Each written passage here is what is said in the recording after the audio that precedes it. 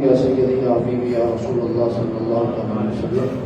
اللہ تبارک و تعالیٰ کی توفیق سے اس کے حبیب صلی اللہ علیہ وسلم کی صدقہ فعل ہمارے اور آپ کے 3 روزے مکمل ہو گئے اور الحمدللہ 4 تراویح مکمل ہو گئی اور کلام اللہ شریف کی تلاوت میں آج 8 سپارے مکمل ہو گئے۔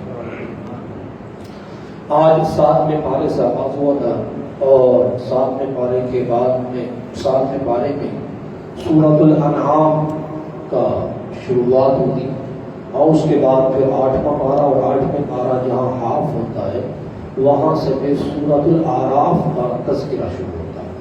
ہم نے سورۃ النساء اور سورۃ المائدہ کے بارے میں تھوڑا سا خلاصہ بیان کر دیا تھا۔ یہ سورۃ الانعام ہے، 7ویں پارے سے اس کا آغاز ہوتا ہے اور 8ویں پارے کے حاف پر جا کر کے اس کا اینڈ ہوتا ہے۔ یہ سورت انعام یہ مکہ مکرمہ میں نازل ہوئی۔ قرآن مجید فرقان حمید میں سورتوں کی جو ترتیب کا لحاظ ہے ان سورتوں کی ترتیب میں یہ پہلی سورت بنتی ہے مکی۔ کون سی؟ یہ پہلی سورت بنتی ہے مکہ المکرمہ۔ حضرت عبداللہ ابن عباس رضی اللہ تعالیٰ فرماتے ہیں کہ پوری سورہ انعام ایک ہی رات اتنی بڑی سورت ایک ہی رات میں مکہ المکرمہ میں نازل ہوئی۔ اتنی بڑی سورت الانعام ایک ہی مرتبہ میں اللہ نے نازل ہوئی۔ اور اس روایت یہ بھی ہے کہ سورہ انعام کی 6 آیتیں مدینہ منورہ میں نازل ہوئی، باقی پوری کی پوری سورت مکہ المکرمہ میں نازل ہوئی۔ اللہ کے حبیب علیہ السلام فرماتے ہیں کہ حضرت انس بن مالک رضی اللہ تعالیٰ عنہ روایت کرتے ہیں کہ نبی کریم صلی اللہ علیہ وسلم نے فرمایا کہ سورہ انعام جب نازل ہوئی تو اس کے نزول کے وقت اللہ تبارک و تعالیٰ نے بلند تسبیح کہنے والے فرشتوں کو ساتھ بھیجا اور فرمایا وہ اس سے پہلے نہیں آئے، ایک ایسی جماعت جو بلند آواز سے سبحان اللہ وبحمدہ سبحان اللہ العظیم وبحمدہ یہ تسبیح پڑھ لیتی، تسبیح ملائکہ۔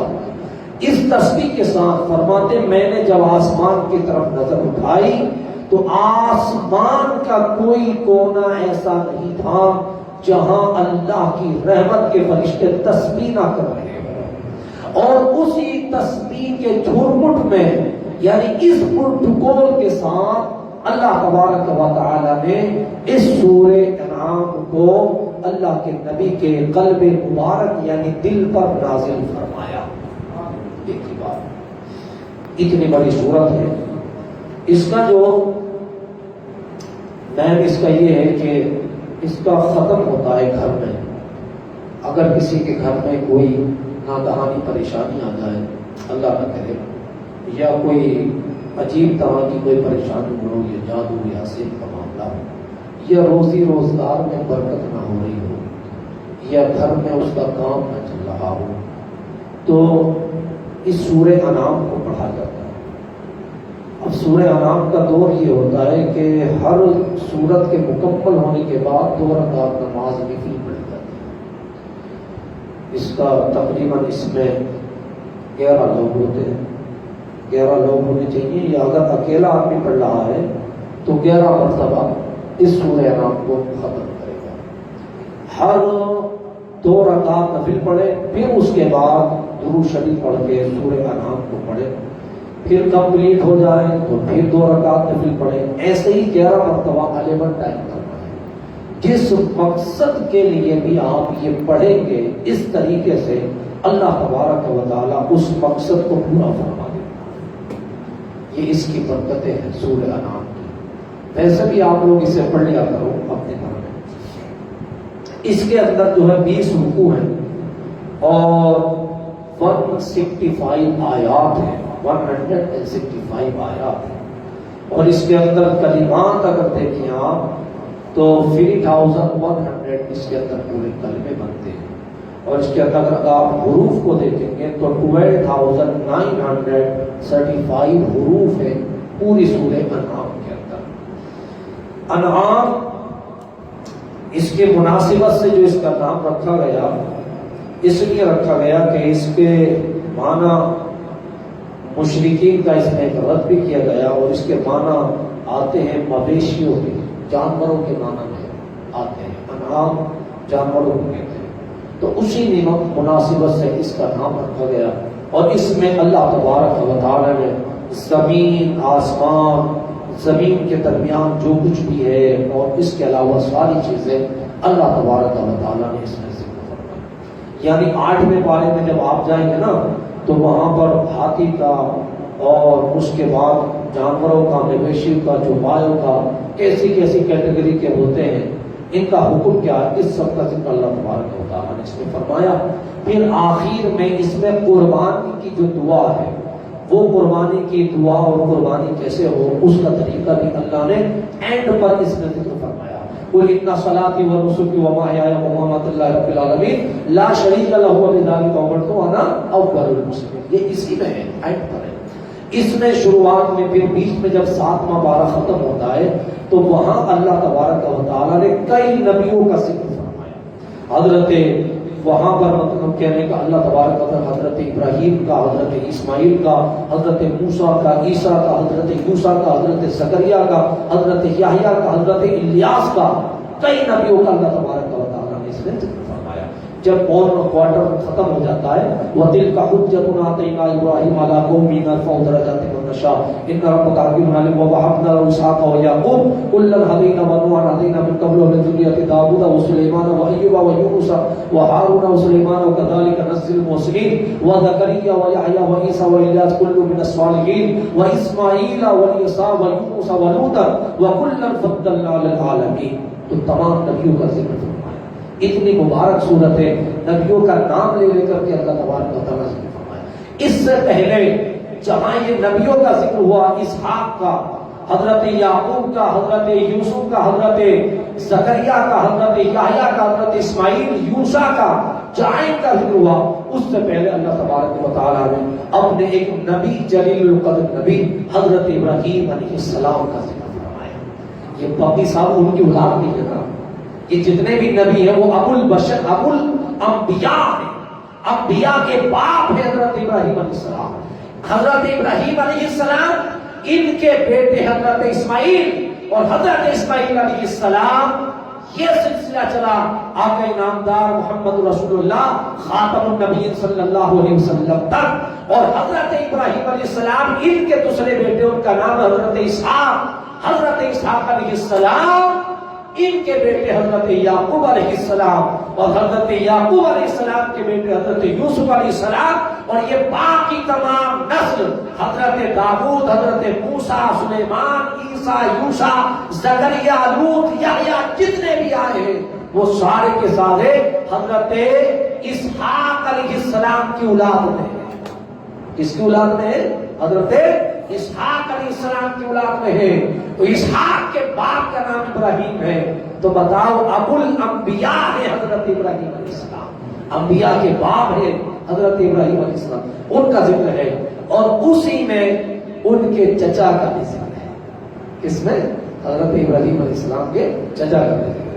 بہت سے لوگ وہ کہتے ہیں نا کہ وہ اللہ تبارک و تعالیٰ نے جب نبی پیدا فرمایا، حضرت ابراہیم علیہ السلام کو الزام لگاتے معاذ اللہ، اور وہ کہتے ہیں کہ ان کے باپ جو کافر تھے معاذ اللہ۔ اور وَإِذْ قَالَ إِبْرَاهِيمُ لِأَبِيهِ آزَرَ أَتَتَّخِذُ أَصْنَامًا آلِهَةً إِنِّي أَرَاكَ وَقَوْمَكَ فِي ضَلَالٍ مُبِينٍ۔ یہ آیت ہے نا قرآن مجید فرقان حمید میں، تو اس میں اللہ تبارک و تعالیٰ نے حضرت ابراہیم علیہ السلام کا جب ذکر فرمایا تو اس میں یہ اللہ پاک نے فرمایا کہ ابراہیم کے جو باپ ہیں وہ کون ہیں؟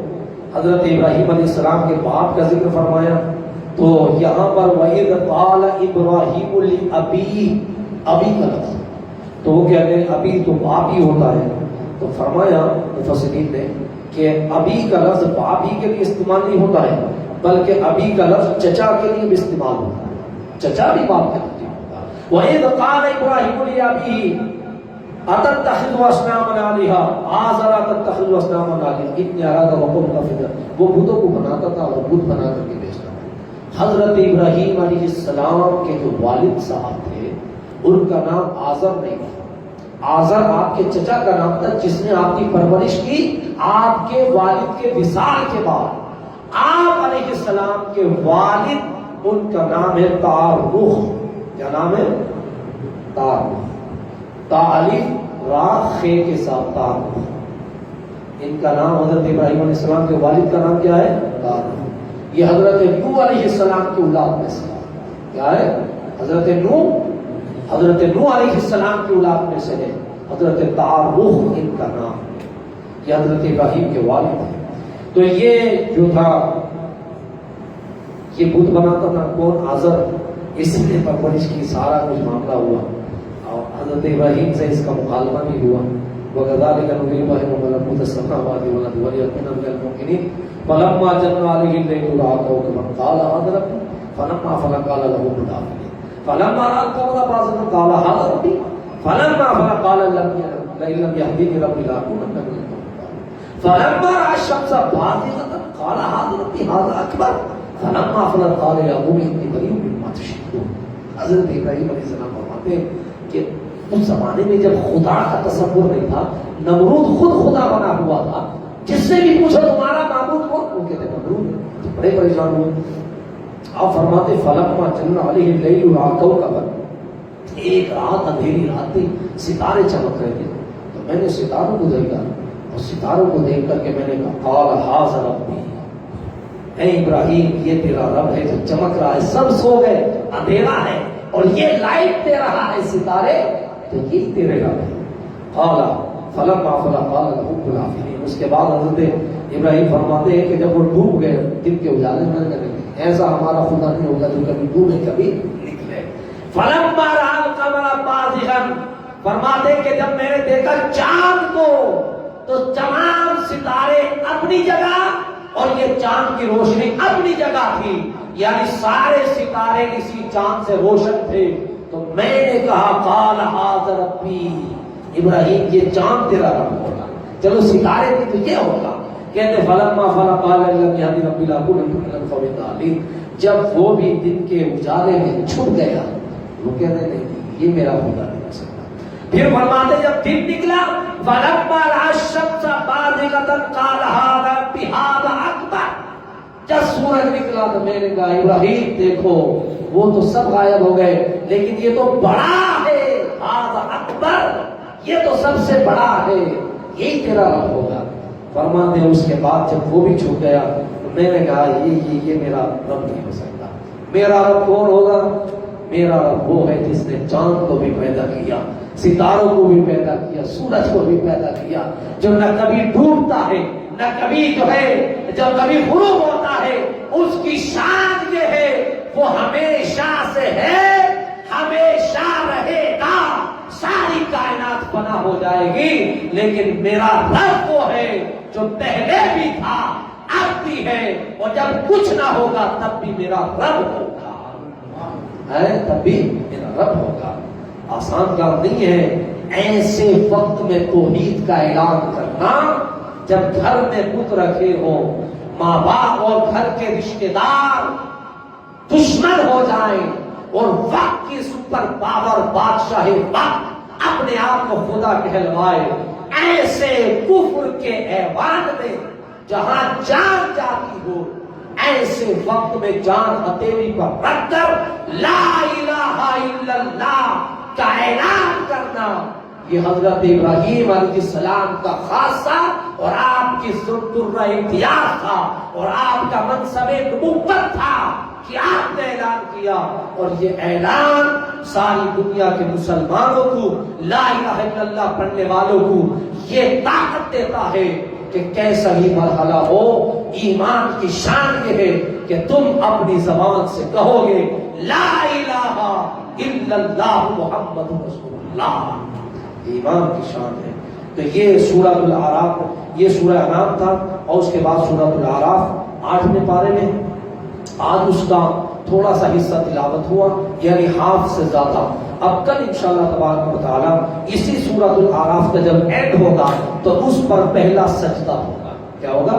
سجدہ تلاوت ہوگا. وہ 9ویں پارے میں ہے. یہ سورۃ الاعراف بڑی مبارک سورتوں میں ہے. یہ بھی مکہ مکرمہ میں نازل ہوئی ہے اور اس کی بھی 5 آیتیں مدینہ میں نازل ہوئی، باقی سب مکہ میں نازل ہوئی ہیں۔ اور اس کے بارے میں یہ ہے کہ اس میں 206 آیات ہیں اور 24 اس کے اندر رکوع ہے، اور اس کے اندر 3325 کلمے ہیں اور 14100 اس کے اندر حروف بنتے ہیں۔ سورۃ الاعراف ایک اونچی جگہ کو کہتے ہیں، یہ جنت اور دوزخ کے درمیان ایک بڑی اونچی جگہ ہے۔ جنت اور دوزخ کے درمیان ہے اعراف، بڑی اونچی جگہ، یعنی دوزخ اور جنت کے اندر جو فاصلہ ہے اسی اعراف کا ہے، تو یہ اونچی جگہ ہے، جنت و دوزخ کے درمیان ہے۔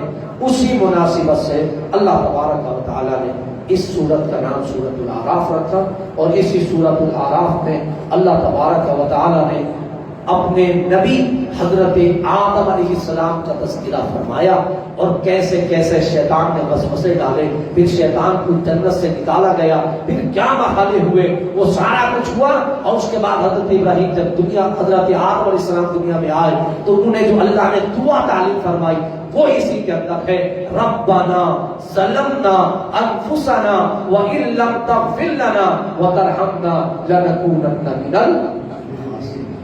آپ بھی پڑھ سکتے ہیں، آپ کو بھی یاد ہوگی یہ دعا کیا ہے، ربنا، اور یہ ربنا ظلمنا انفسنا وان لم تغفر لنا وترحمنا لنکونن من الخاسرین۔ یہ ہمارے باپ آدم علیہ السلام کی دعا ہے، اسے پڑھا کرو گناہ کی معافی کے لیے۔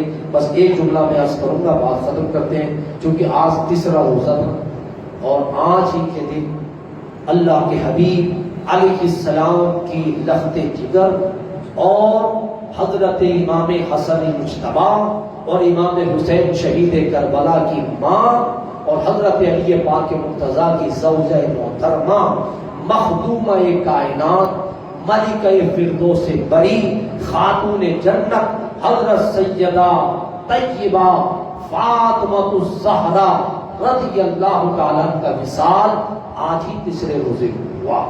آپ کے القابات، آپ کا نام سیدہ فاطمہ الزہرا حضرت ام السعدات مخدومہ کائنات دختر مصطفیٰ بانوے مرتضیٰ سردار خواتین جنا جہاں و جنا حضرت سیدہ طیبہ طاہرہ فاطمہ ظاہرہ بطول زاکیہ راضیہ مرضیہ عابدہ زاہدہ محدثہ مبارکہ زکیہ عذرا سیدۃ النساء خیر النساء خاتون جنت معظمہ ام الحسنین سیدہ فاطمہ الزہرا آپ کے مبارک القابات ہیں۔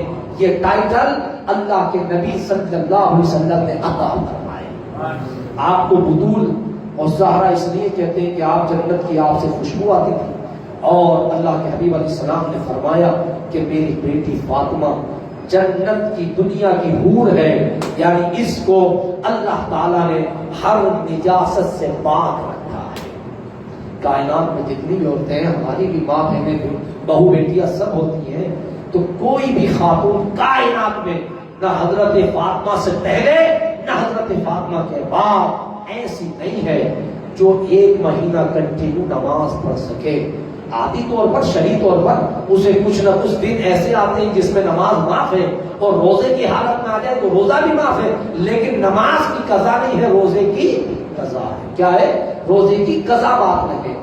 لیکن سیدہ فاطمہ تو زہرا رضی اللہ تعالیٰ عنہ کو اللہ نے اس غلاظت سے، اس سے پاک رکھا تھا۔ آپ ہمیشہ اللہ تبارک و تعالیٰ کی رضا میں راضی رہتی، اور کوئی دن آپ کی زندگی میں ایسا نہیں گیا جس دن آپ نے اللہ کی عبادت نہ کی۔ اللہ تبارک و تعالیٰ آپ کا مزار جنت تمکین ہے، آپ کے مزار رحمت پر کروڑ انوار و تجلیات کی بارش فرمائے، اور ہم سب کو اس کا فیض اللہ تبارک و تعالیٰ